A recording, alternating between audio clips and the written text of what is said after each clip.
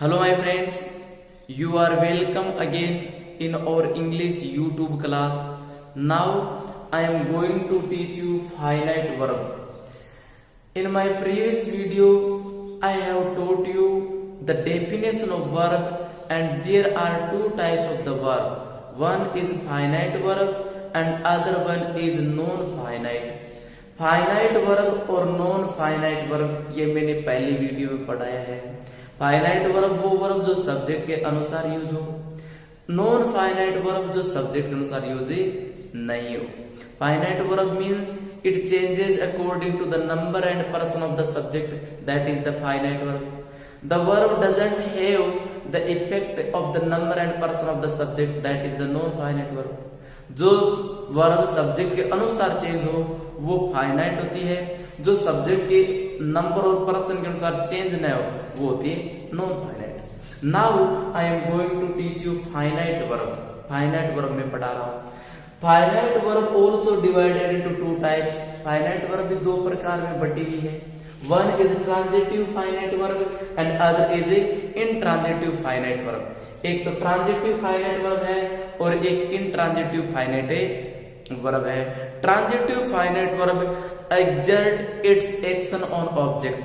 Transitive finite verb है वो अपना एक्शन ऑब्जेक्ट पर पहुंचा देती है, ऑब्जेक्ट पर डाल देती है। इनट्रांजिटिव वर्ब है वो अपना कार्य, अपना एक्शन ऑब्जेक्ट तक नहीं पहुंचाती, अपना कार्य सब्जेक्ट तक ही सीमित रखती है। Okay, here are examples to teach you what is the finite and what is the transitive and what is intransitive. Okay, so these are the examples of transitive verb. Transitive verb के उदाहरण है और ये है intransitive की।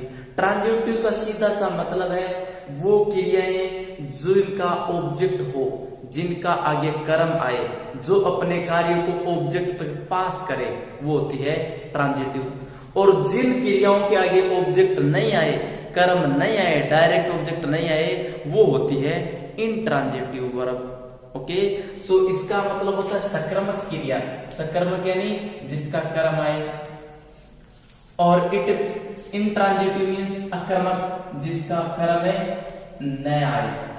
Okay, intransitive verb में verb के बाद एडवर्ब्स या एडवर्बियल फ्रेज आते हैं, प्रीपोजिशन आता है। इंट्रांजिटिव जो अकर्मक क्रिया होती है उसके बाद ऑब्जेक्ट नहीं आता है, प्रीपोजिशनल फ्रेज आता है। प्रीपोजिशन के बाद आगे फ्रेज होता है, प्रीपोजिशन दिया होता है, या एडवर्ब आती है। और ट्रांजिटिव वर्ब के तुरंत बाद ऑब्जेक्ट आता है। Okay, so here are the examples. He sent a letter, उसने पत्र भेजा। उसने भेजा, अब ये भेजने का कार्य किस पर आ गया? पत्र पर। ही सेंट ए लेटर, उसने पत्र भेजा। He sent a letter to me, उसने मुझे पत्र भेजा।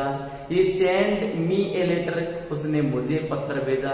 He send his uncle a letter, उसने अपने अंकल को एक पत्र भेजा। तो send is the transitive verb. Send transitive verb है क्योंकि इसके तुरंत बाद ऑब्जेक्ट आ सकता है। Okay, so it is the transitive. Object जिसमें आ जाए वो ट्रांजिटिव होती है। देखो, आई वॉज प्लेइंग क्रिकेट, मैं क्रिकेट खेल रहा था। इसमें क्रिया प्लेइंग है, वॉज प्लेइंग, और इसका जो खेलने कार्य किस पर आ गया है?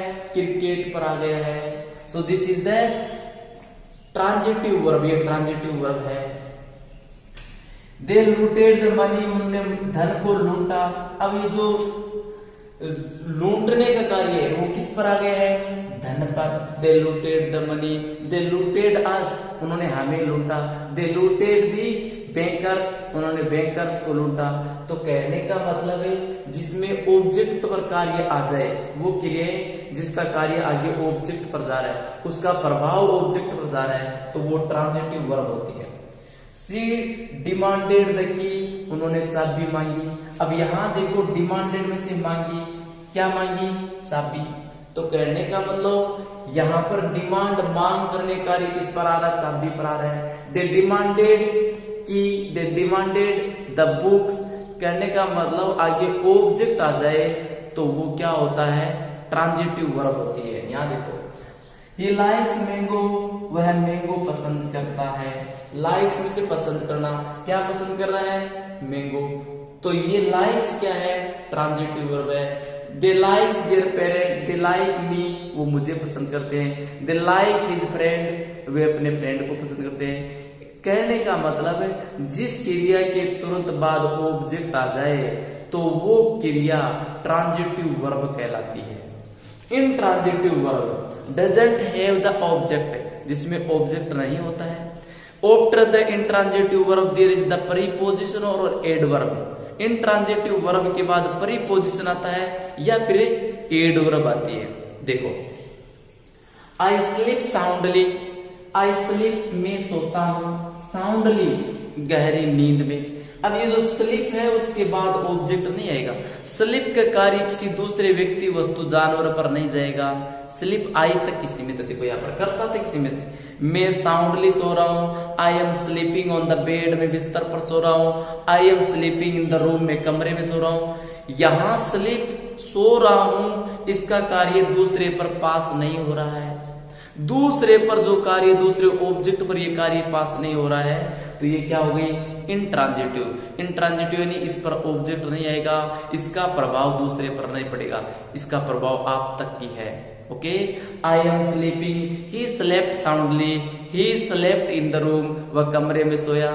तो ही स्लेप्ट, उसके बाद इन, ऑन ये आ रहा है या एडवर्ब आ रही है, ऑब्जेक्ट नहीं आ रहा है, इसलिए इंट्रांजिटिव वर्ब है।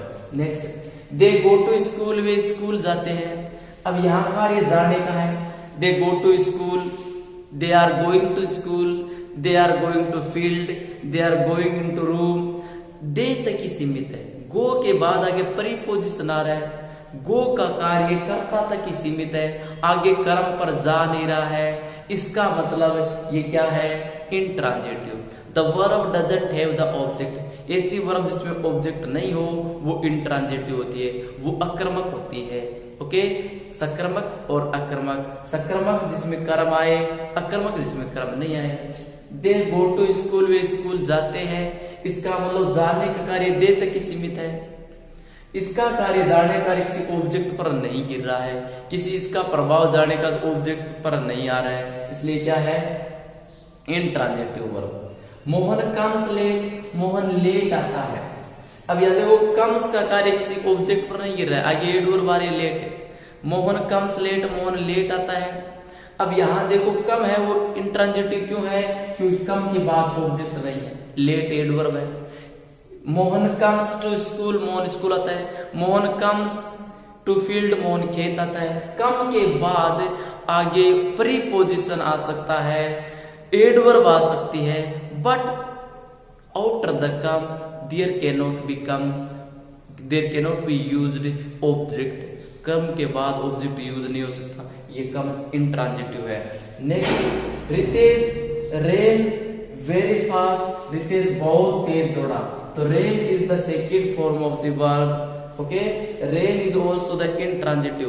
रेन इंट्रांजिटिव भी है क्योंकि there is no adverb, no object after the ran, क्योंकि रेन के बाद कोई ऑब्जेक्ट नहीं है। So rain is intransitive verb. Rain intransitive verb है। रेन के बाद एडवर्ब लगा सकते हैं। Ritesh rain very fast, Ritesh rain very slowly, Ritesh rain slow, ये यूज होता है, यानी आगे एडवर्ब आ सकते हैं किंतु ऑब्जेक्ट नहीं आ सकता। यदि वर्ब के तुरंत बाद there is no object, verb exert its action, doesn't exert its action on object है।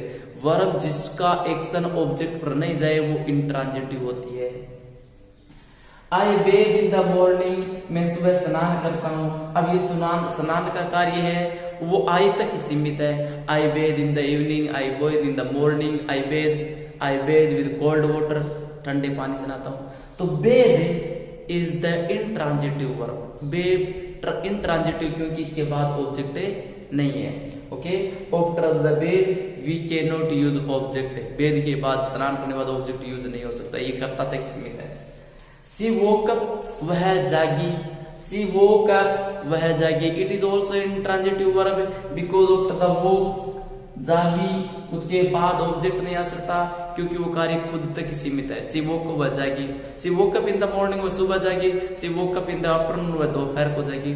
सो these are the intransitive examples of intransitive verb, because after the intransitive verb there is no object. Intransitive verb के बाद कोई object नहीं होता है, after the transitive verb there is object. Transitive verb के बाद object आता है, आना जरूरी होता है। ओके, यदि नहीं लगाए तो भी वो अपने आप में ट्रांजिटिव के ऑब्जेक्ट आ सकता है, और इंट्रांजिटिव के बाद ऑब्जेक्ट आ ही नहीं सकता। So thank you my friends for joining and watching this video, YouTube video, and if you like my video please subscribe my channel, like and also share it. Never forget to click on the bell mark. Thank you.